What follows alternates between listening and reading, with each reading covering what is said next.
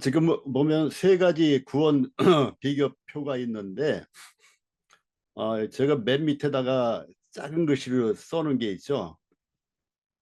구원에 대한 혼동과 혼란을 피하기 위해서 제한된 단어의 정의를 사용해 표를 만들어 보았으니 아쉬운 대로 이해에 도움이 되시길 바라며, 또한 수정 보완이 필요할 수 있습니다. 이렇게 적어놨는데 이 표를 오늘 말씀까지 들으면 이제 영화까지 그 대략적으로 훑어보게 되는 거거든요. 그러면 오늘까지 말씀을 듣고 나서 이 표에 답을 좀 하실 수 있어야 돼요. 이 세 가지 구원 비교표를 말씀 끝나면은 정확하게는 이 칸을 채우지 못하더라도 대략적으로 이제 따라올 수는 있을 정도가 되셔야 돼요. 그래서 이제 칭의 구원과 성화, 그다음에 영화가 있는데, 칭의 구원에 대한 근거는 무엇이냐? 또 칭의 구원을 우리가 받기 위해서 어떤 통로가 필요하냐? 어떤 것이 필요하냐? 또 칭의 구원의 그 시제라고 되어 있죠.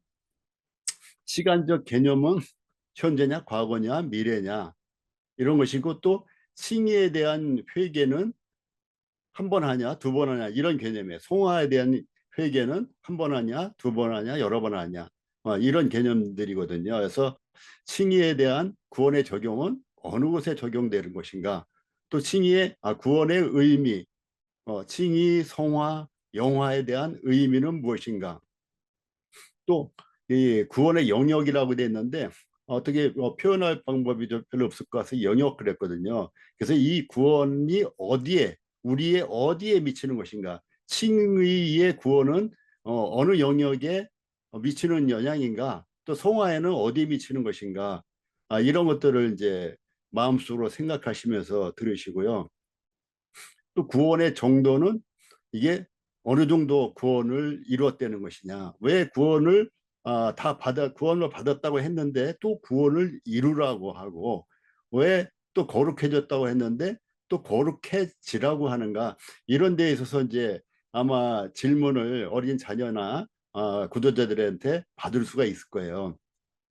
그럴 때 우리가 이제 어떻게 대답해 줄 수 있을 것인가, 이런 부분들에 대해서 정리를 한 거니까, 구원의 정도는 칭의에서는 어느 정도냐, 성화에서 어느 정도냐, 영화에서는 어느 정도냐, 뭐 이런 내용을 좀 생각하시면 좋겠어요. 또 성화에 대해서도 완전 성화를 주장하는 분들이 종종 있다 그랬죠.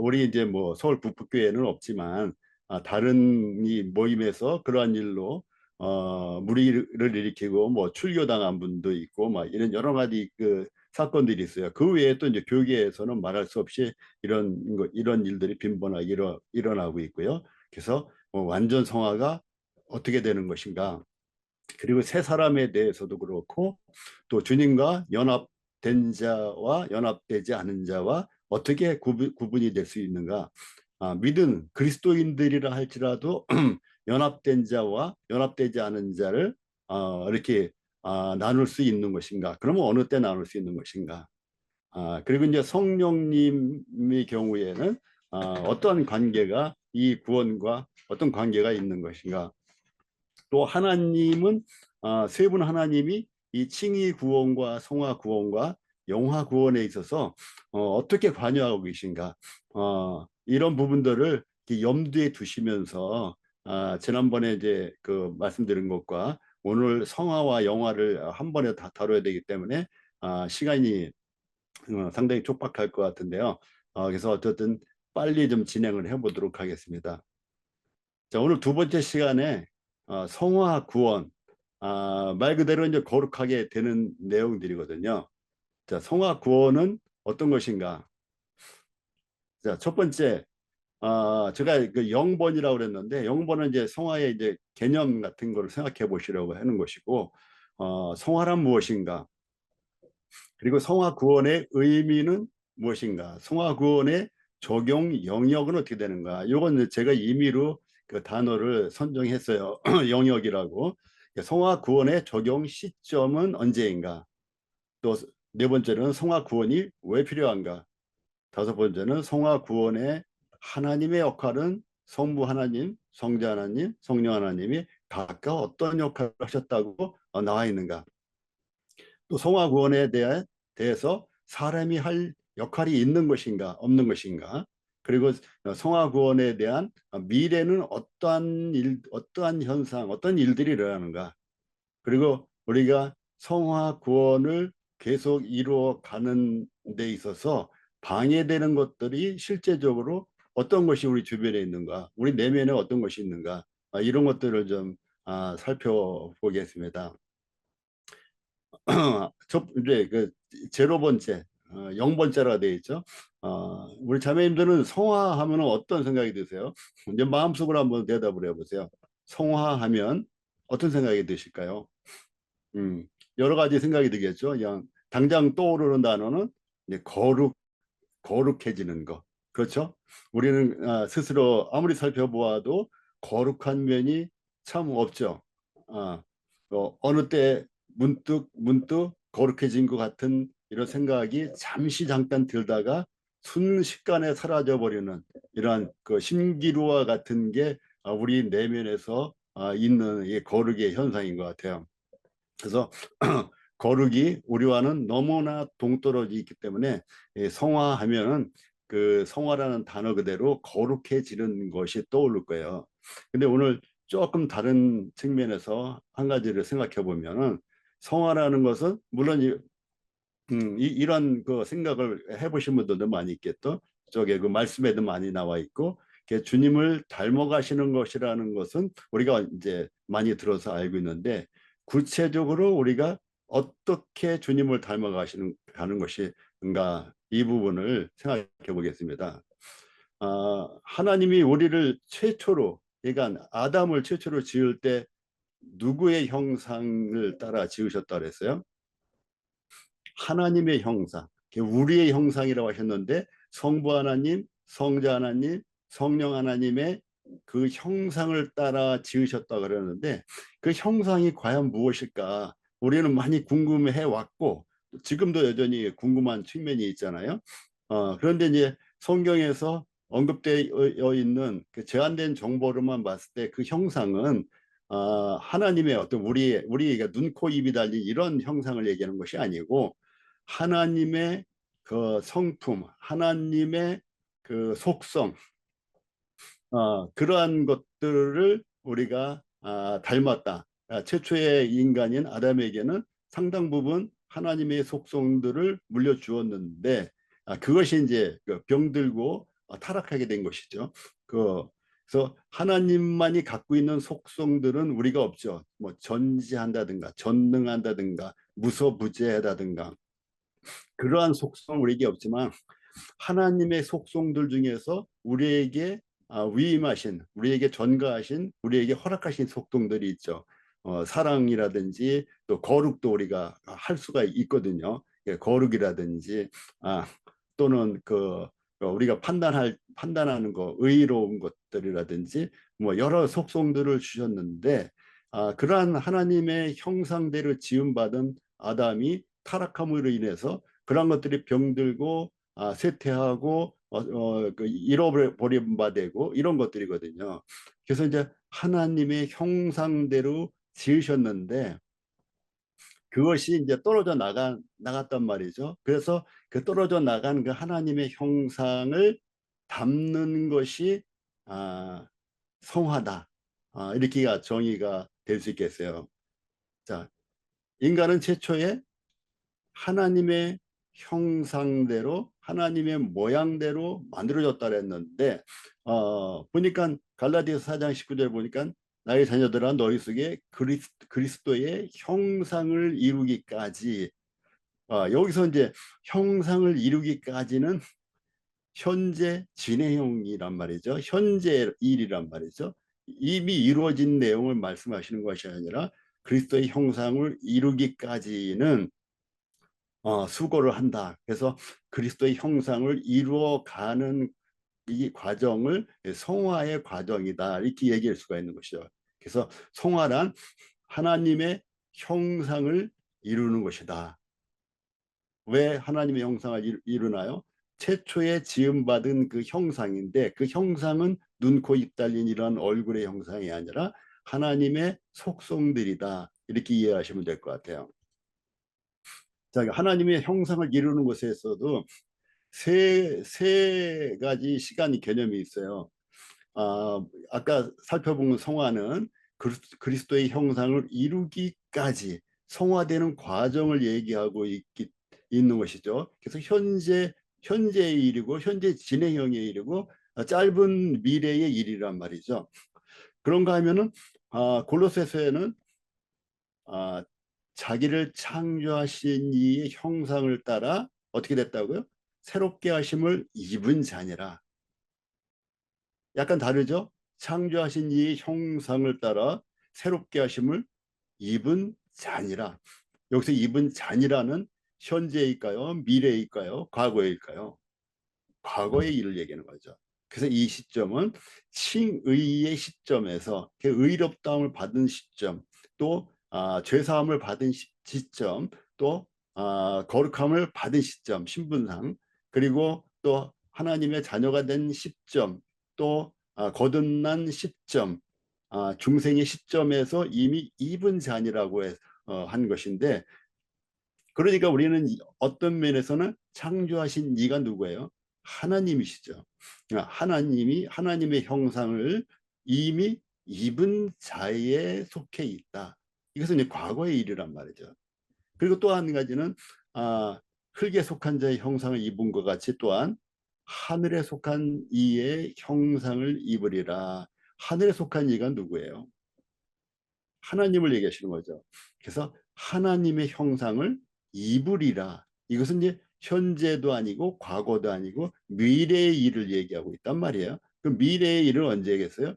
우리가 휴고될 때, 아니면 우리가 먼저 죽음을 맛본 후에는 우리가 부활할 때. 그래서 그 시점은 영화의 시점이다.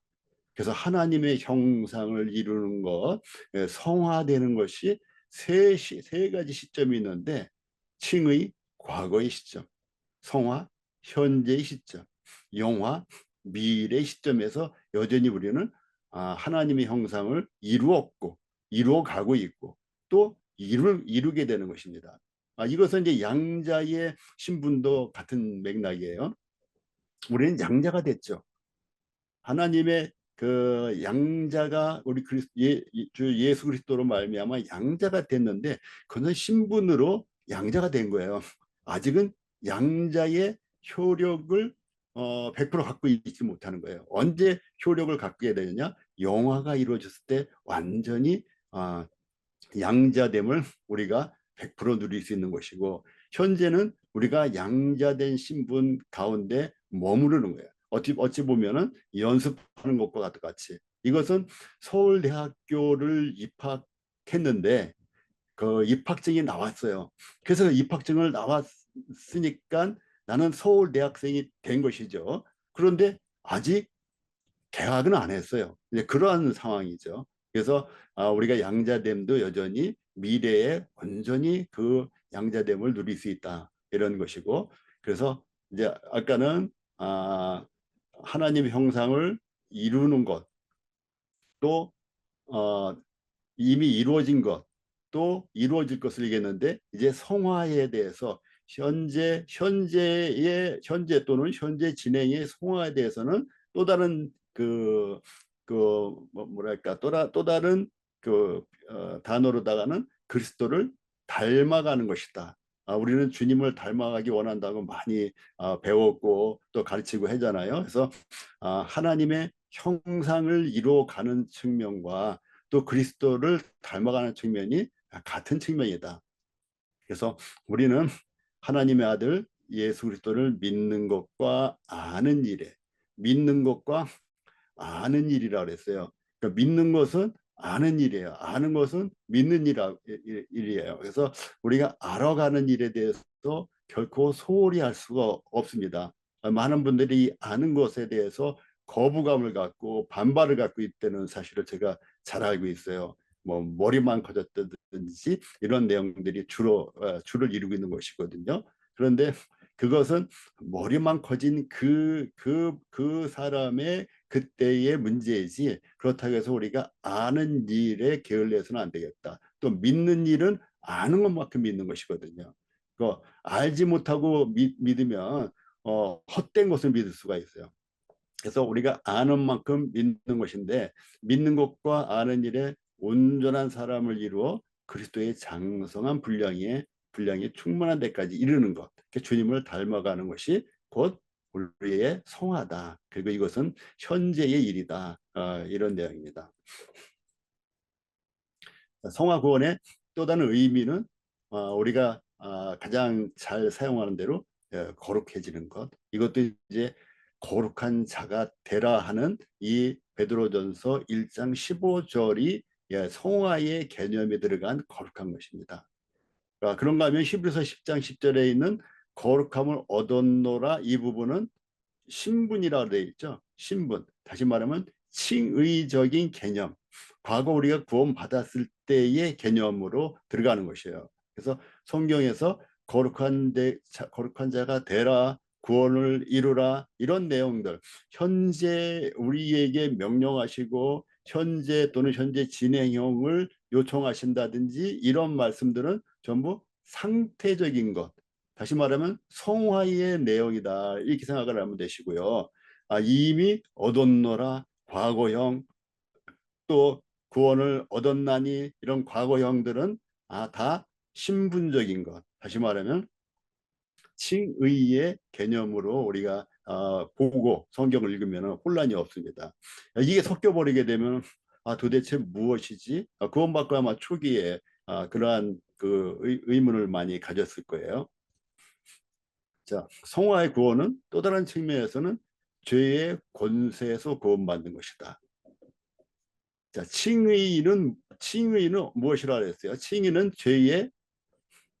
죄의 형벌에서 구원받는 것이라고 그랬죠.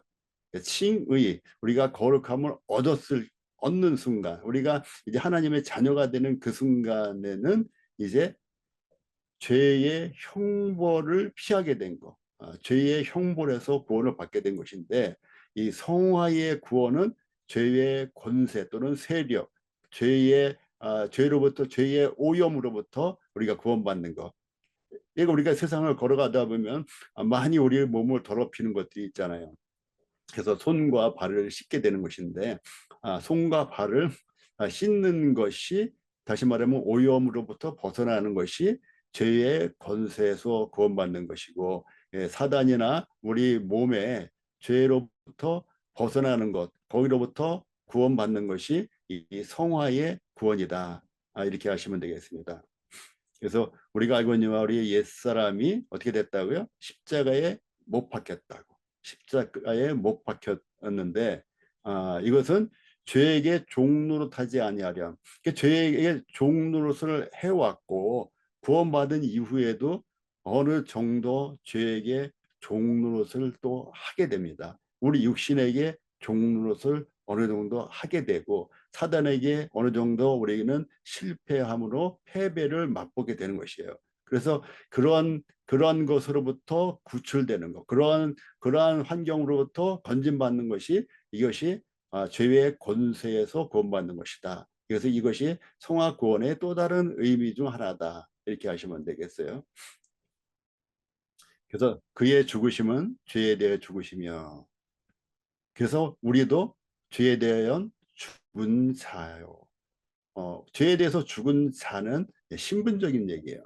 그런데 이 신분적인 면에서 죄에 대해서 죽은 자인데 자꾸 죄가 살아나죠. 그러다 보면 내가 과연 죄 용서를 받았는가? 내가 과연 거듭났는가? 이런 퀘션 마크를 갖게 돼요. 그럴 때마다 하나님에 대해서는 산자로 여길지어다, 죄에 대해서는 죽은 자로 여기고, 또 하나님에 대해서는 산자로 여기라는 말씀입니다. 그래서 이것은 우리가 살아가는 내내 여길 필요가 있어요. 거꾸로 죽지 않은 자로, 죄에 대해 죽지 않은 자로 여기도록 하는 어떠한 유혹으로부터 우리는 벗어나야 되고, 어떠한 그러한 잘못된 가르침으로부터 벗어나야 돼요. 우리는 죄에 대해 죽은 자로 여기고, 하나님에 대해서는 산자로 여기라고 했어요. 왜? 주님이 죄에 대해 단번에 죽으셨기 때문에, 또 주님이 하나님에 대해서 살아나셨기 때문에. 자, 또 다른 말씀에서도 죄가 이제 우리를 지배하지 못하게 하여 몸의 사역에 순종하지 못하게, 또 죄에게 내어지지 않게, 또 죄가 우리를 주장하지 못하게, 그렇게 죄의 세력에서부터 우리가 스스로 헤쳐나가는 것.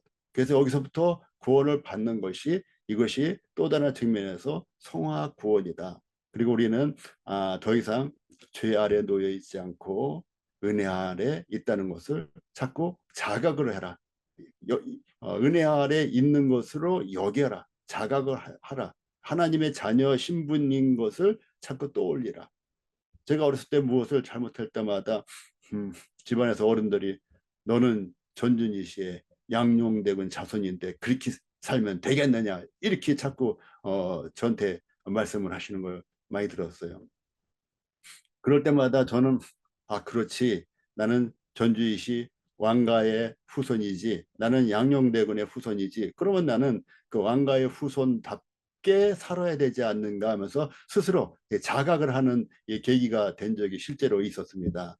그런데 이제는 이 인간 세계에 어떤 그러한 족보 개념이 아니라 하나님의 자녀라는 놀라운 신분 가운데 있다는 것을 우리가 자주 자주 스스로 여기면서 살아야 되겠다.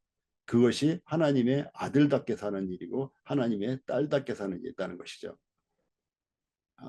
또 계속해서 죄의 권세에 구원받는 것은 율법에서 죽고 하나님에 대해서 사는 것이다. 또 내 안에서 그리스도께서 사시는 것, 또 믿음 안에서 사는 것, 이것이 죄의 권세에서 권세를 극복하고 헤쳐나가고 이기며 승리하며 사는 것이다. 자, 우리 주님께서 또 다른 약속하셨는데, 그 어떤 분들은 그 구원받은 분들 중에서도 그리스도인이 그리스도인도 거듭난 그리스도인이죠. 또 귀신 들릴 수 있다라고 이제 가르치시는 걸 제가 들었어요. 근데 저는 이제 도무지 이해가 되지 않는 것이 이 요한일서 5장 말씀에는 하나님께로부터 난 자 그랬죠. 이건 누구예요? 하나님께로부터 난 자, 거듭난 자는 다 범죄하지 아니한 줄 아는. 여기서 이제 범죄하지 아니한 줄 아는 이 부분도 이제 많은 분들이 난해 구절로 알고 있는데, 여기서 아주 간단합니다. 그 배우신 분들도 있겠지만 하나님께로부터 난 자는 자주 항상 습관적으로 이런 그 단어 부연 설명이 필요한 거예요. 자주 습관적으로 반복적으로 범죄하지 아니하는 줄 우리가 아노니. 이것은 뭐냐면 범죄하다, 범죄하지 않다. 이런 것들을 이 범죄하다에서 이것이 현재형인데, 현재형이 헬라어에서는 현재 그 단순 현재도 있지만 그것이 습관적이고 반복적인 의미가 있는 경우가 있어요. 그래서 문맥에 따라서는 습관적 반복적인 현재로 해석을 해야 되는데, 이 부분이 바로 습관적 반복적 범죄를 하지 아니하는 줄을 아노라, 이렇게 읽어야 되는 그러한 현재입니다. 그리고 하나님께로 나신 자 했죠. 난 자는 거듭난 자고 하나님께로부터 나신 자는 누구예요? 예수 그리스도죠. 우리는 낮고 하나님은 나오셨고, 지난번에도 말씀드린 것처럼, 그래서 하나님께로부터 나신 자 우리 주 예수 그리스도께서 그를 지키심에, 누구를 지킨다고요? 하나님께로부터 난 자를 지킨다. 그래서 지키심에 악한 자가 그를 어떻게 한다고요? 만지지도 못하니라. 악한 자는 누구예요? 사단과 그의 세력들이라고요. 사단과 귀신들이란 말이죠. 그를 만지지도 못한다 했어요. 또 다른 말씀에는 그리스도와 벨리알이 어찌 함께 하리요. 그래서 구원받은 그리스도인 안에는 누가 계세요? 구원받은 그리스도인의 안에는 누가 계세요?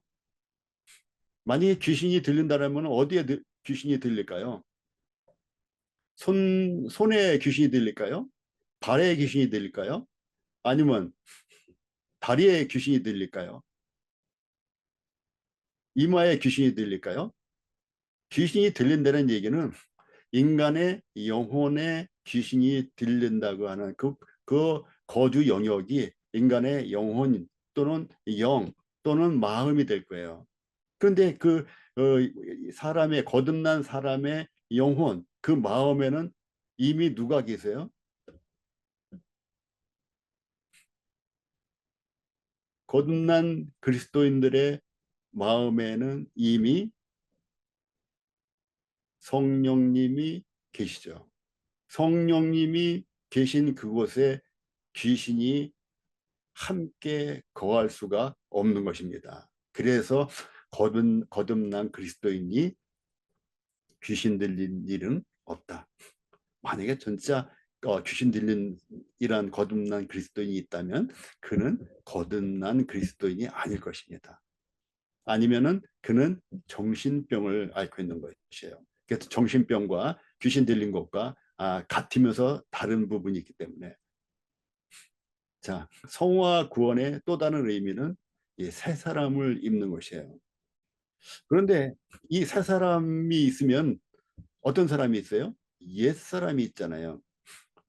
여기 에베소 말씀에는 너희 유혹의 욕심을 따라 썩어져가는 구습을 쫓는 옛사람을 벗어버리고 옛사람을 벗어버리라고 했는데 그래서 옛사람이 나오죠. 옛사람을 벗어버리고 어떤 사람이 나옵니까? 새 사람이 나와요. 새 사람이. 근데 새 사람을 여기서는 입으라고 그랬어요. 왜 입으라고 그랬냐면 여기는 성화 구원의 단계이기 때문에 이 입으라는 말씀을 제가 가지고 온 거예요. 그렇다면 그 세 사람을 입으라 하는 이것은 세 사람을 세 사람이 없으니까 입으라고 하는 것 같잖아요. 그러면 다시 이제 이 밑에 이제 로마서 6장 6절과 골로새서 말씀을 보시면은 로마서 6장 말씀에는 옛사람이 어떻게 됐다고요? 십자가에 못 박혔다고. 이건 이미 과거의 일이 돼 버렸죠. 그리고 골로새서 말씀에는 옛사람과 그 행위를 벗어버리고 새 사람을 어떻게 됐다고요? 새 사람을 입었으니 과거형이에요. 입었다예요. 단순 과거란 말이죠. 새 사람을 입었다. 새 사람을 이미 입었는데 저기 에베소서에는 새 사람을 또 입으라고 한단 말이죠. 그래서 새 사람을 입는 것도 과거에 입은 사실과 현재에 입어야 될 그 사실이 두 가지가 공존하고 있다는 것이죠. 이 말씀도 이제 구원을 받아라, 구원을 이루라, 거룩함을 얻었노라,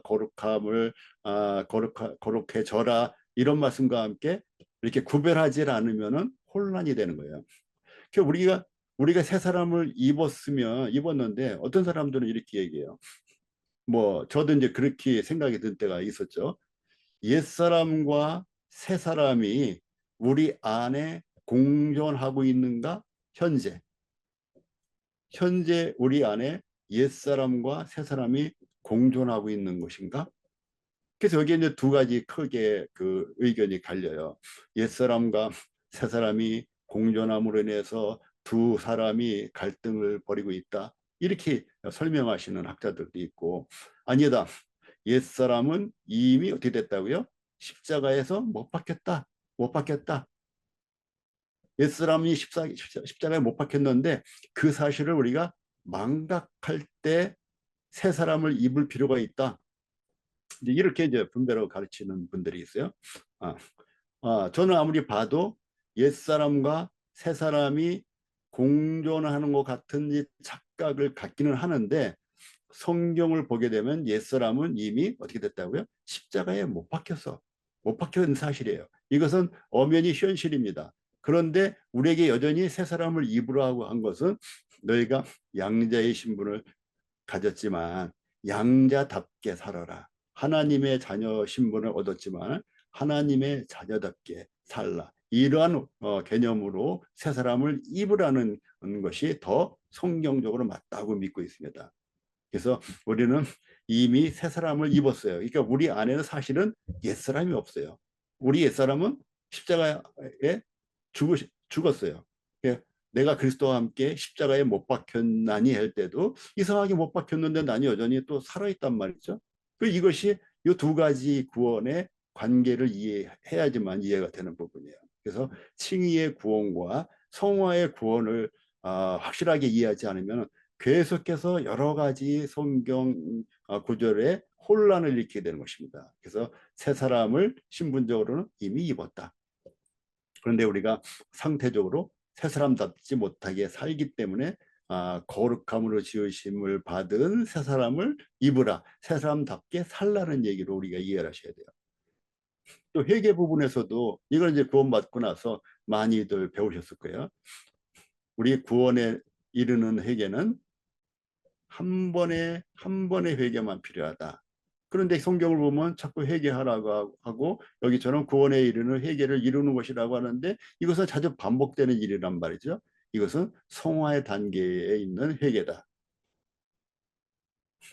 또 성화 구원의 적용 영역으로 들어가게 되면 이건 이제 정확히 그 칼로 물을 베듯이 나눌 수 없다 그랬죠. 우리의 몸과 영과 혼을 나눌 수가 없는데 우리 성령님이 우리 안에 거주하게 된 것은 우리의 영의 영역 안에 거주한 것인데 그것은 영혼이라고도 부를 수도 있고 그 경계가 모호하기도 하고 또 영과 혼과의 아주 상당히 밀접한 우리가 알 수 없는 관계가 있기 때문에 때로는 영혼이라고도 한다. 또는 때로는 마음이라고도 한다. 그래서 성령님이 우리 안에 내주하시는데 어느 성경에는 마음 속에 마음에 내주한다고 하시고 마음에 거한다고 하시기도 하고 우리의 영혼에 영혼에 그 인침을 쳤다고 하시고 이렇게 표현하는 것처럼 이 성화의 영역도 주로 이 우리 그 몸과 혼과 그리고 그 영이 각각 인식하는 면들이 약간씩 다르더라 했잖아요. 그런데 이제 우리 호는 주로 세상과 세상 사람들, 세상 관계를 대응하는 영역이다 했을 때 그런 의미에서는 주로 이 성화의 구원은 혼적인 혼의 영역이 많이 관여가 되지만 그럼에도 불구하고 우리는 몸으로부터 자유로울 수가 없고 영으로부터 또 자유로울 수가 없기 때문에 몸과 영도 관여를 한다. 그런데 주로 혼적인 영역으로 우리가 이해를 하는 것입니다. 그래서 우리의 삶의 영역은 몸도 우리의 삶의 영역이고 우리 영, 하나님을 인식할 뿐만 아니라 사단의 세계도 인식하는 이 영의 영역도 우리에게 영향을 미친다. 그래서 우리의 성화의 구원은 주로 혼적이지만 또 우리의 그 칭의의 구원은 주로 영적이지만 영혼에 관계된 것인 것처럼 이 성화의 구원은 주로 혼적이지만 몸과 영의 영역이 있다. 그래서 말씀을 보시게 되면 이와 같이 요한산서에 영혼이 잘 되고 강건은 뭐예요? 성화를 이뤄나가는 거예요. 거룩해지는 것이고. 그래서 영혼이 잘됨 같이 이렇게 표현한 게 있고 또 영혼을 거슬려 싸우는 육체의 정욕을 제어하라. 육체도 나와요. 그리고 또한 너희를 온전히 데살로니가 전서에는 너희를 온전히 거룩하게 하시고 너희의 온 영과 몸과 혼이 흠없이 보존되기를 원한다고 했을 때는 우리가 휴거되기 전까지 또는 우리가 이 땅을 떠나기 전까지 보존되기 원하는 것인데 그 보존이라는 개념은 거룩을 유지하라는 개념이란 말이죠. 근데 그 영역은 영과 혼과 몸이 다 나와 있어요. 그래서 우리의 삶의 구원이 성화의 구원이고 이 삶의 구원은 주로 혼이 많이 관여를 하지만 몸의 영향으로부터 벗어날 수 없고 영의 영향으로부터 벗어날 수 없기 때문에 이러한 관계를 우리가 이해해야 된다는 말씀입니다. 또 성화 구원의 적용 기간은 칭의를 다룰 때는 적용 시점이라고 했어요. 그것은 순간적인 일이기 때문에 적용 시점이라고 했는데 여기 성화의 구원은 그 지속되는 일이기 때문에 제가 적용 기간은 이렇게 했어요. 자, 성화구원은 거듭난 후부터 시작이 돼서 언제까지요? 죽을 때까지, 또는 우리가 죽기 전에 주님이 오신다면 휴거 때까지 현재 진행하고 있다.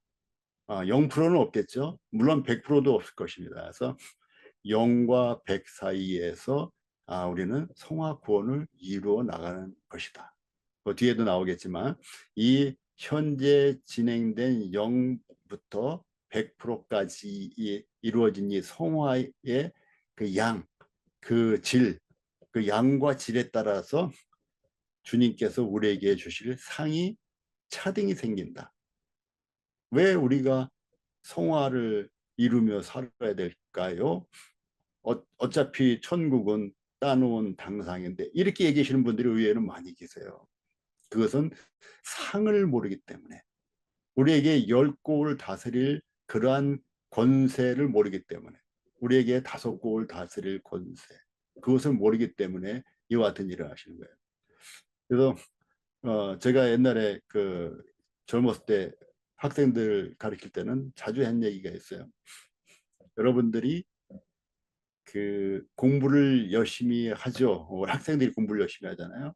공부를 열심히 하는데 놀고 싶어도 놀지 못하잖아요. 자고 싶어도 자지 못하고 공부를 그렇게 열심히 해요. 그런데 그렇게 자기가 하고 싶은 거 못하고 절제하면서 공부를 열심히 하는 것은 몇 년을 위해서 하는 것이냐, 이런 질문을 많이 했습니다. 인생이 뭐 100살까지 살아도 학생 졸업하고 나서 한 20살 조금 넘어서 하면 나머지 길어야 80년이고, 보통은 한 4, 50년, 4, 50년을 잘 살기 위해서 그 학생들이 어려서부터 잠도 못 자고 아침에 일찍 일어나서 밤늦게까지 자기 절제를 하면서 공부에 매진하는 것인데, 우리에게 이 상급의 효력은 최소한 천년 동안 지속된다, 이런 얘기를 많이 했고, 저 스스로에게도 그런 자각을 하게 됐는데, 아마 천년왕국 기간의 상급 효력으로 인해서 신분이 나뉘어지는 것이 분명하다면 최소한 천년이고, 영원한 세계에서는 어떤 차등이 있을지 정확한 이러한 근거를 못 봤어요. 거기서도 어느 정도 차등이 있는 것인지, 아니면 공평하게 복락을 누리는 것인지, 천년왕국이 지나고 나서. 그런데 최소한 천년왕국 때에는 그러한 차등이 너무나 분명하다. 그러니 우리가 3, 40년을 위해서 헌신하고, 우리가 3, 40년을 잘 살기 위해서 옛날 어른들은 밥을 굶으시기도 했어요. 땅을 사시기 위해서. 끼니를 거르시기도 했단 말이죠. 땅을 사기 위해서. 3, 40년을 잘 살기 위해서. 그런데 우리는 이 성화에 이루는 것이 최소한 천년을 우리에게 제공한다. 이런 것을 좀 알고 가시면 좋겠어요. 또 성화 구원은 주님을 닮기 위해서, 아까도 나왔었죠. 그리스도의 장성한 분량이 충만한 데까지 이르는. 그러기 위해서는 우리는 주님을 닮아가기 위해서는 어떻게 돼요? 주님을 알아가야 된다죠. 근데 주님을 그냥 아는 것이 아니라 주님의 은혜와 함께 주님을 알아가는 지식에서 자라가는 것이 필요하다. 많은 사람들이 이단에 휩싸입니다. 또 어떤 사람은 이단을 만들어요. 어떤 사람은 스스로 교주가 돼요. 그것들이 다 성경에서 계시된 그리스도의 은혜와 이 그리스도를 아는 지식이 부족해서 그런 거예요. 여기에 오류가 나고 여기서 오해를 했기 때문에 스스로 이단에 빠지기도 하고 이단의 사상을 설파하기도 해요. 이것은 아주 주변에 흔히 있는 일이에요. 그 내용이 크고 작은 것 차이는 있지만 아주 흔히 있는 일입니다. 복음 전할 때도 이러한 오류에 많이 빠져요. 그래서 개인 전도하시는 분들이 자기 나름대로 자기가 아는 지식 범위 내에서만 복음을 전할 수밖에 없기 때문에 여기서도 오류를 전달할 수가 있어요. 그러면 그 오류를 전달받은 사람은 혼란에 빠지게 됩니다. A라는 형제님은 이렇게 말씀하셨는데 B라는 자매님은 저렇게 말씀하세요. 복음 전할 때. 또 C라는 분은 또 이렇게 설명을 하세요. 그러니까 이 구도자가 아주 혼란 가운데 빠지는. 물론 이것이 성경이 합하다면은 그 모양은 달라도 그 가르치는 방향은 한 가지이기 때문에 구도자가 다양하게 이해를 하게 되는 이런 계기가 될 수도 있는데 그 핵심적인 것이 방향이 달라 버리면은 이 구도자는 혼란에 빠지게 되는 거예요. 그래서 성화 구원은 전도를 위해서도 필요하다. 이것은 성화의 성화의 아주 우리가 그 쉽게 성화됐다 안 됐다를 쉽게 우리가 스스로도 그러고 다른 사람에 대해서도 좀 분별할 수 있는 것은 사랑이죠, 사랑. 우리가 사랑이 넘치면 그 상태에서는 어쨌든 성화를 많이 이루고 있는 상태다. 이렇게 우리 이해할 수 있는 것인데 이것은 세상 사람들도 안단 말이죠. 세상 사람들도 이 어떤 사람들, 어떤 단체가 서로 사랑하는 걸 보게 되면 그 무리에 속하고 싶은 거예요. 저도 옛날에 구원받기를 그렇게 스스로 거절했지만 제가 이리 보고 저리 봐도 여기 브레드린 형제 모임에 있는 이런 형제 자매님들은 서로 사랑하고 있구나라는 것을 제가 느꼈어요. 그래서 저는 나중에 그 천주교로 간다고 처음에 그랬었는데 나는 나중에 이 형제교회로 가야 되겠구나. 그것은 그 깊이 있는 교리적인 어떤 내용은 모른다 할지라도 그들의 표면적으로 보이는 것이 서로 사랑하는 모습들이 보였다고요. 그리고 주님을 사랑하는 모습을 보였어요. 그분들이 모여서 교제를 하면 뭐 요즘처럼 아파트 얘기, 영화 얘기, 뭐 젊은 사람들 게임 얘기, 막 그 주로 그게 아마 그 대화의 모르겠어요. 제가 잘 몰라서 그런지 모르지만 90% 이상이 아닌가? 음, 뭐 이런 생각이 들 정도로 지금은 성도들이 모이면 주님을 사랑한다는 얘기가 아니라 게임을 사랑하는 얘기를 하고 또 서로 사랑하는 얘기를 하는 것이 아니라 영화를 사랑하는 얘기를 하고 다른 얘기들을 주로 한단 말이죠. 근데 옛날 그 제가 구원받기 전에 모임 형제님들은 서로 사랑하는 모습을 보였고 그들은 입만 열면 주님을 사랑하는 그 얘기를 했어요. 그리고 주님 사랑하다가 핍박받는 간증들을 했어요. 그런 얘기 들을 때마다 여기에 속하면 좋겠구나. 그런 생각을 제가 하지 않을 수가 없죠. 그러니까 당장은 제가 구원이라는 족쇄를 차고 싶지 않았지만 장차 나는 이 안으로 들어가야 되겠다. 이런 생각을 아주 자주 했습니다. 그래서 서로 사랑하는 그 모습을 보이는 것만으로도 많은 사람들이 우리가 그리스도의 제자인 줄, 우리가 그리스도인인 줄 안단 말이죠.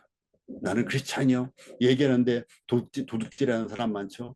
성경에다가 손 얹어놓고 맹세하면서 재판받겠다고 하는 사람인데 나중에 결과는 도둑질한 게 맞았어요. 이게 부끄러운 일들이잖아요. 그런데 그렇게 성경에 손을 얹고 맹세하지 아니한다 할지라도 서로 사랑하는 모습을 보여줄 수 있다면 물론 참 쉽지 않은 일이에요. 그러면 쉽지 않은 일이지만 이와 같은 모습 보여준다면 전도가 그냥 된다. 내용을 잘 몰라도 사람들이 물어보러 온다. 그리고 나는 크리스찬이요, 나는 그리스도인이요 라고 얘기하지 않아도 그 사람들이 저 사람은 그리스도인인가 봐. 저 사람은 크리스찬인가 봐. 이렇게 안 된 얘기죠. 어느 날 아주 오래전 얘기인데 제가 전철을 타고 집으로 오는 과정에 제가 성경을 보고 있었어요. 근데 저 맞은편에 있던 저는 잘 몰랐는데 어떤 아줌마인지 아가씨인지 계속 저를 쳐다보고 있었던 것 같아요. 나중에 내릴 때쯤 되니까는 제 옆자리가 사람이 일어나서 비게 됐어요. 그 앞자리에 있던 아줌마인지 아가씨인지가 내 옆자리로 와서 앉으시는 거예요. 그러더니 목사님이세요? 이렇게 물어본 거예요. 제가 성경을 읽고 있었어요. 아무 말도 안 하고. 근데 그 한 가지로 저 사람은 목사인지도 모르겠구나.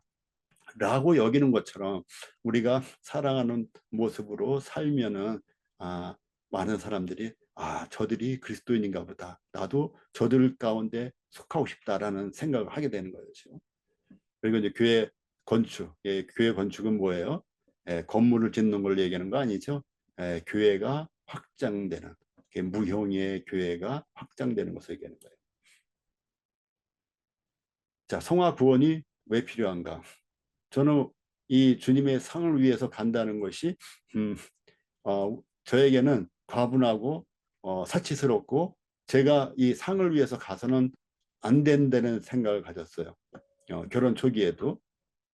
그런데 성경을 보면 볼수록 상을 위해 상을 바라보고 가는 것이 성경적이구나라는 걸 알았어요. 무슨 상을 위해서 상을 바라보고 뭐를 해. 뭐 이런 식이었거든요. 그냥 주님이 주시는 은혜가 크니까 내가 뭐 어떤 것들을 한다든지 해야지. 뭐 내가 또 상을 또 바라보면서 그렇게 해. 어, 그것이 좀 좋지 않은 태도인 줄 알았는데 성경을 보면 볼수록 상 주심을 바라보라 그랬어요. 예. 또 온전한 상을 받으라 그랬고 그래서 상을 바라는 것이 우리에게는 아, 비성경적인 것이 아니라 성경적인 거구나.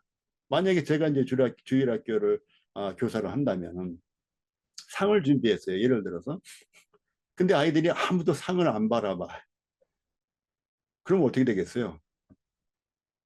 상을 준비한 것은 상 자체가 목적이 아니라 상을 위해서 그 주일학교 아이들이 열심히 말씀을 듣고 열심히 말씀을 암송하고 그렇게 하기를 원해서 상을 준비한 건데 아이들이 아무도 상을 바라보지 않고 상을 원하지 않아요. 그렇다면 어떻게 됐어요? 그 아이들에게 동기가 없어진다고 이제 교사는 판단하겠죠. 네, 그러니까 우리가 상을 바라보지 않는다면 우리에게 동기가 상당 부분 사라진 것이죠. 그래서 우리에게 동기를 주시기 위해서라도 주님은 상을 준비하실 거다. 그러니 주님이 상을 준비하셨는데 그것을 우리가 외면하는 것은 오히려 하나님을 외면하는 것이 된다. 그래서 주님이 상을 준비했기 때문에 주님이 준비하신 상을 우리는 바라보는 것이 영적인 것이고 주님을 향해서 올바른 태도다. 이것을 제가 나중에 알게 됐어요.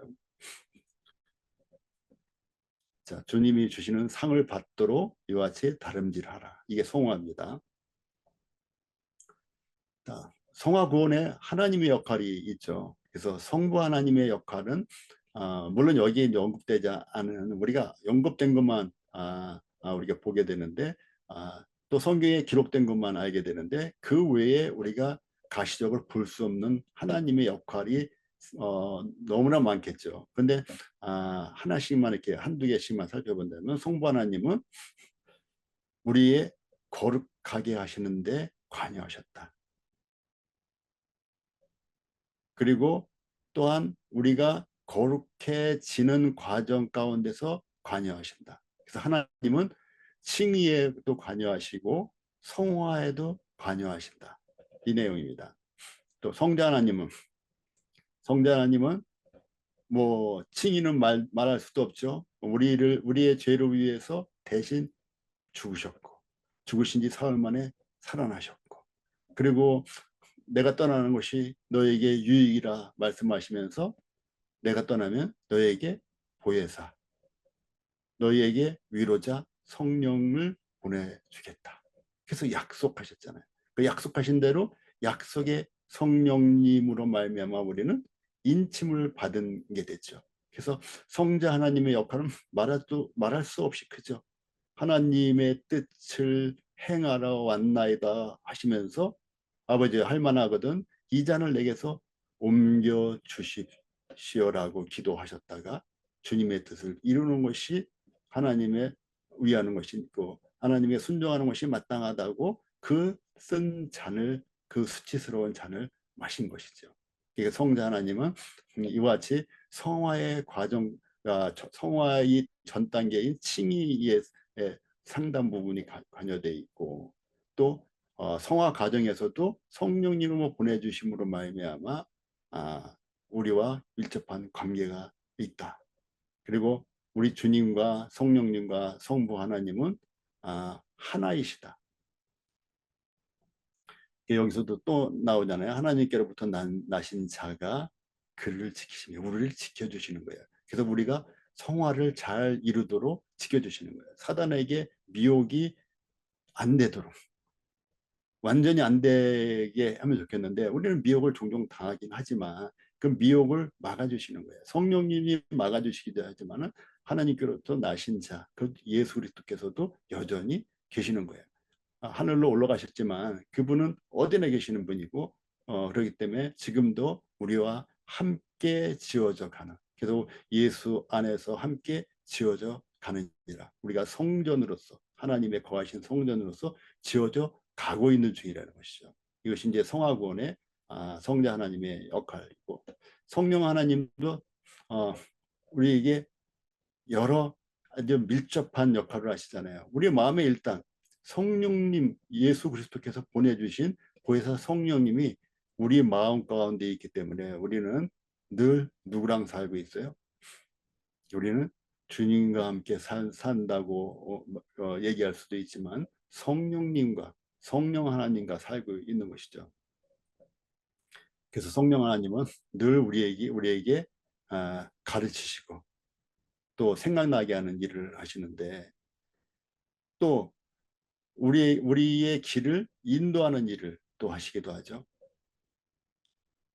또 우리에게 은사를 나눠주는 일도 하시고 은사를 불릴듯이 또 일으키시는 일도 성령님이 하시는 거예요. 어떤 사람은 피아노를 잘 치는 사람이 있어요. 근데 그 사람에게 피아노 치는 은사가 있다고 말하지는 않아요. 그가 거듭나지 않았다면 또 누군가가 노래를 참 잘해요. 또 누군가가 요리를 참 잘해요. 근데 그런 것들을 우리는 은사를 받았다고 말하지 않는데 언제 은사를 받았다고 얘기를 하냐면 성령으로 말미암았을 때 그때 비로소 은사를 받았다.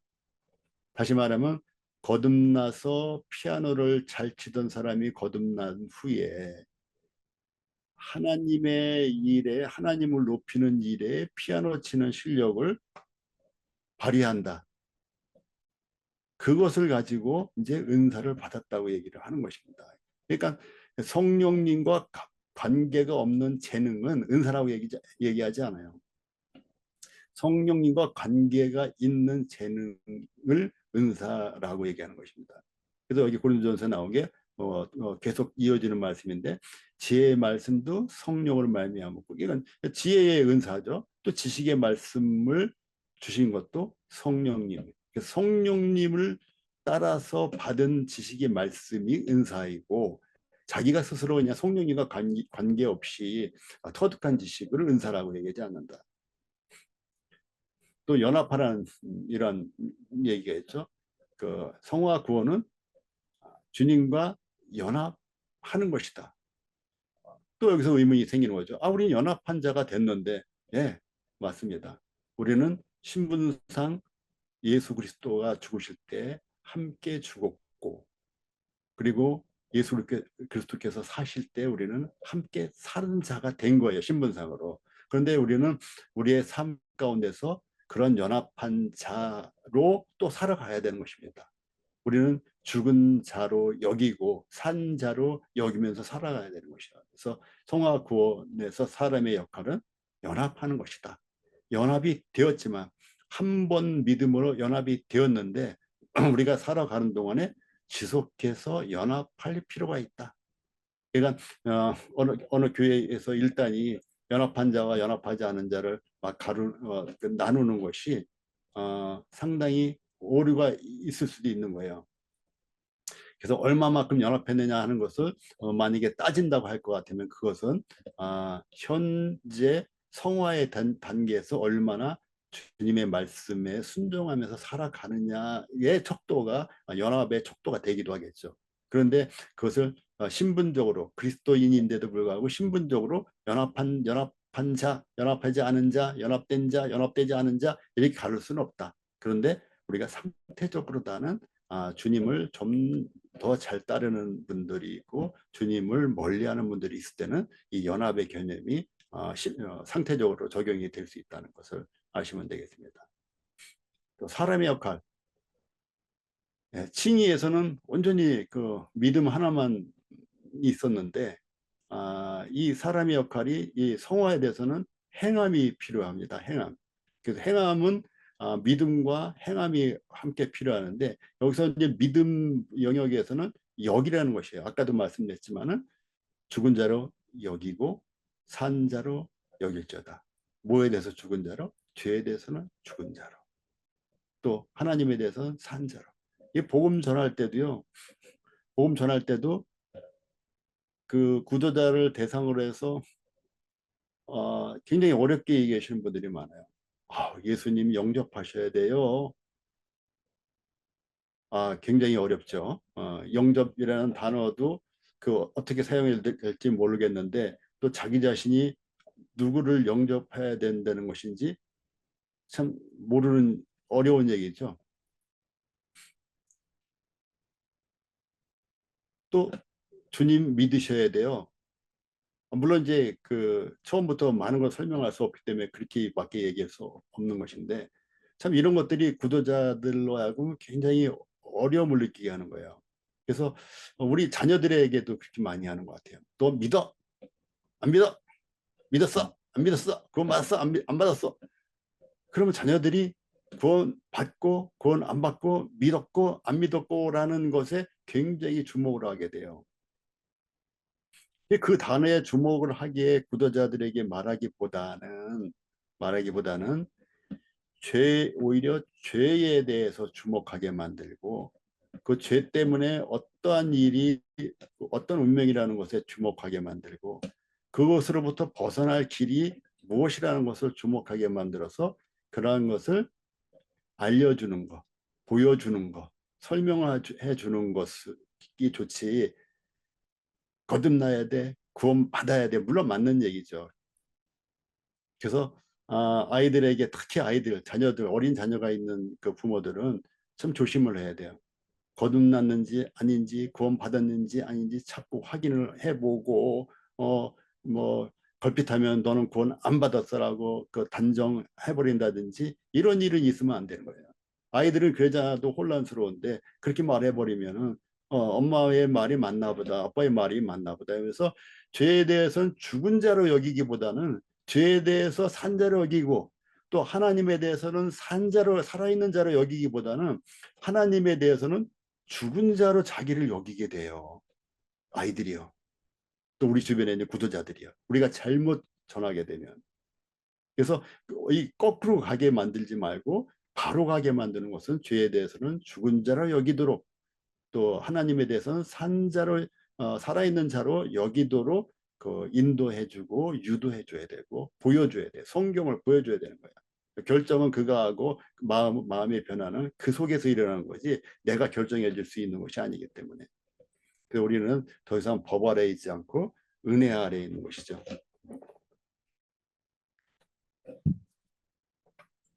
또 믿으라는 명령이 있어요. 성화에서는 믿어라. 또 행하라. 저는 이제 구원받고 나서 이 행하라는 이 단어에 굉장히 거부감이 있었어요. 구원받고 나서. 은혜인데, 은혜 가운데 막 그게 너무 강렬하다 보니까 이 행하라는 이 단어에 거부감이 일고 이거는 비성경적이고 율법적인 거로만 알았는데 성경적인 행함이 뭐 너무 많이 있더라고요. 그래서 성령을 따라 행하라. 드리라. 너희 지체를 의의 무기로 하나님께 드리라. 또 힘쓰라. 힘쓴다는 얘기는 힘이 든다는 얘기죠. 그래서 우리가 손 접대할 때도 힘이 들어요. 그리고 참는 것도 힘들어요. 성도와의 관계에서 정말 안 좋은 이러한 뭐 얘기를 듣는다든지 할 때 그 참는 게 힘들어요. 그래도 힘쓰라는 얘기예요.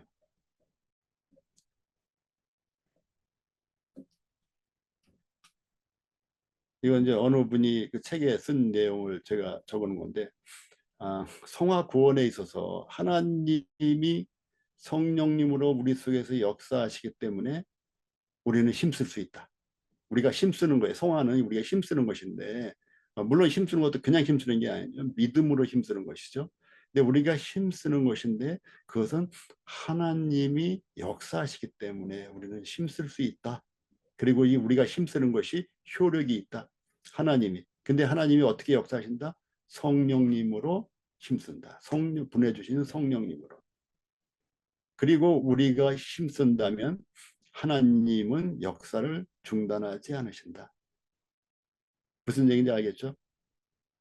하나님이 우리 속에서 역사하시기 때문에 우리는 힘쓰고 힘쓰는 것이 효력이 있다.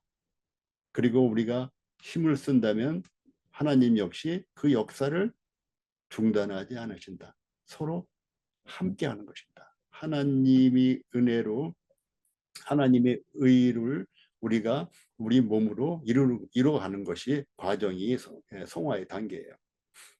자, 성화구원의 미래는 상급 심판 되겠죠. 행한 대로 갚아주시겠다고 또 우리에게 하나님의 심판대 앞에 우리가 각자 서로 각자 둘이 쓰는 게 아니라 각각 상급 심판, 공역 심판이라 되는데 이 새로 나온 성경은 공적이라고 돼 있더라고요. 공역 심판 그날에 상을 받는다.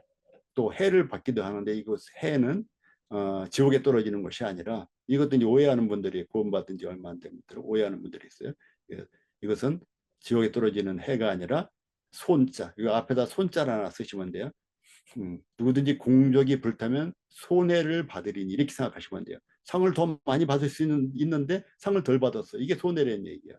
그러나 자신은 구원받되 불 가운데서 받은 것 같으리라. 부끄러운 구원을 얘기하는 거예요.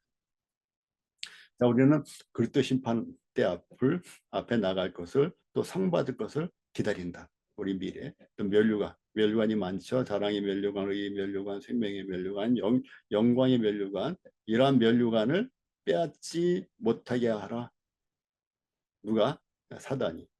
누가? 육체의 미혹이. 자, 나의 성화 구원을 방해하는 것들은 했어요. 자매님들이 이제 속으로 한번 생각해 보세요. 나의 성화 구원을 방해하는 것들이 무엇이 있을까? 무엇이 있겠어요?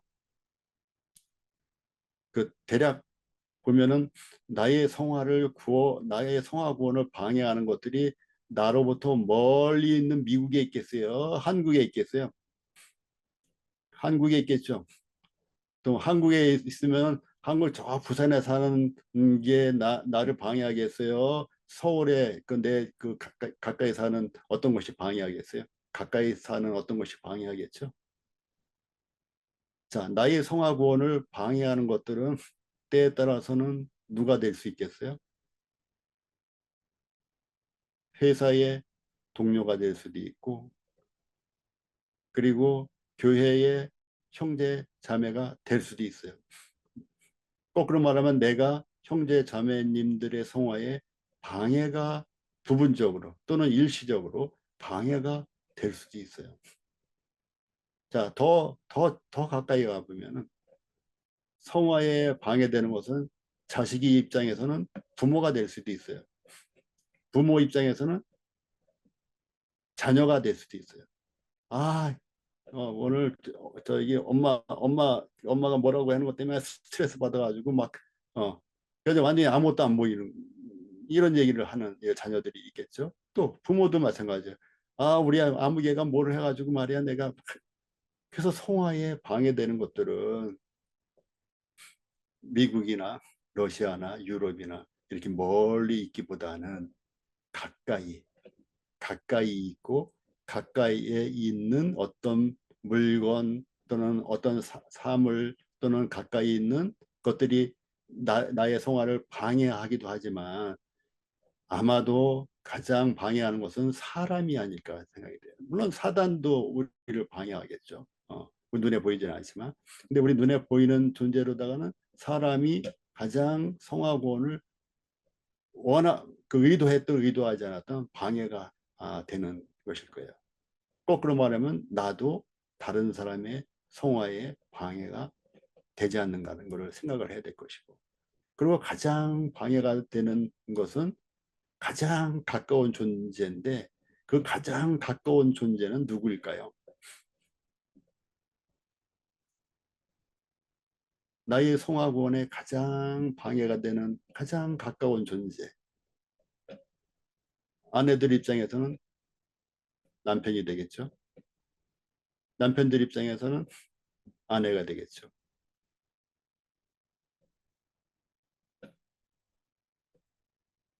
우리가 이제 결혼하기 전에는 하나님이 우리에게 주신 법이 어느 정도 제한되어 있는데, 결혼하고 난 후에는 남편들은 남편들대로 하나님의 명령이 추가가 됐고, 아내는 아내들대로 하나님의 명령이 추가됐어요. 다시 말하면 법이 추가된 거예요. 그래서 형제들에게는 아내를 사랑할 것이, 이것은 좀 보편적인 것이기도 하지만 추가가 됐고, 또 가정을 잘 다스리는 것이 형제들에게는 추가된 거예요. 이것은 그 묵시적이거나 이런 것이 아니라 하나님이 법으로 정해신 내용들이란 말이죠. 그런가 하면 아내들에게는 남편에게 순정하라는 법으로 명령하셨어요. 그보다 더 거슬러 올라가면 최초로 아담을 짓고 최초로 하와 여자를 지을 때 무엇으로 주셨어요? 돕는 배필로 주셨어요. 남편을 돕는 배필로 주신 것이 하나님이 법으로 정하신 일이에요. 이게 최초의 질서입니다. 근데 오늘날 어때요? 우리 교회 자매님들이야 그렇지 않겠지만, 뭐 요즘에 전 TV 연속극을 안 보지만 TV 연속극 같은 거 보게 되면 오늘날의 아내들이 돕는 배필인가요? 모습을 부리는 안방 마님으로 등극하신 이런 장면들을 많이 보잖아요. 이것들은 하나님의 법을 정면으로 거역한 거예요. 모든 사람들이 다 그렇지만 남편들이 다 부족해요. 틈이 있어요. 허술해요. 그런 것들을 메꾸는 것이 바로 돕는 일이고 그것이 아내의 역할이에요. 그래서 남편이 튼튼하긴 하지만 튼튼한 기둥이긴 한데 막 금이 갔어요. 틈이 벌어졌어요. 근데 아내는 튼튼하진 않지만 그 틈을 메꿀 수는 있어요. 그때 아내가 틈을 메꾸는 것이 바로 돕는 것입니다. 그렇게 해서 남편이 기둥의 역할을 올바로 할 수 있도록 하나님은 대부분의 역사를 남자들이 하길 원하시고 남자들에게 맡기셨어요. 여자들은 돕는 배필로 만드셨어요. 그것은 하나님이 법으로 정하신 것이고, 이 법으로 정하신 돕는 역할을 잘 하느냐 못하느냐가 또 다른 측면에서 성화의 관건이에요. 전도는 열심히 하러 다니고 하는데 남편을 돕지 못해요. 이것은 하나는 성취했지만 또 다른 법을 위배한 거예요. 불순종한 거라고. 남자들도 마찬가지죠. 그래서 나의 성화를 방해하는 것들이 많이 있는데 그것은 나의 가장 가까운 데 있는 사람이 방해를 하게 되고, 가장 가까운 데 있는 사람보다 더 큰 방해되는 요소가 있어요. 그것은 자기 자신입니다. 자기 자신.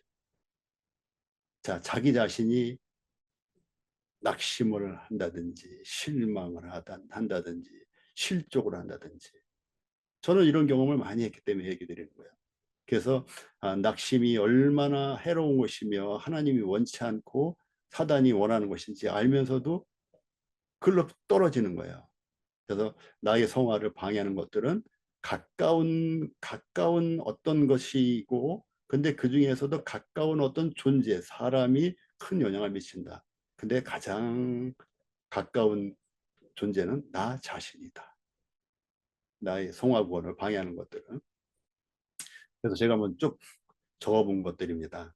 뭐 여러분들이 이 중에서 몇 개 안 될지 모르겠지만 저는 거의 다 거의 다 있는 것 같아요. 이런 내용들이. 자매님들은 몇 개나 되겠어요? 낙심, 앙심도 있죠. 앙심도 생겨요. 어떤 때는 고집, 자존심. 그렇죠. 저도 자존심이 무지 강하니까 또 원망하는 마음, 원한, 염려, 갈등, 게으름, 무감각, 무지, 원시치 못함, 멀리 못 본다는 거죠. 현실 안주, 건강, 가난, 남편, 뭐 아내, 자녀, 부모, 성도관계 이런 것들이 성화의 구원을 방해하는 실제적으로 방해하는 것들이란 말이죠. 그래서 이런 것들도 염두에 두고 이것을 어떻게 해결해 나갈 수 있을 것인가. 정말 기도할 뿐만 아니라 연구하고 노력해야 될 것이 아닌가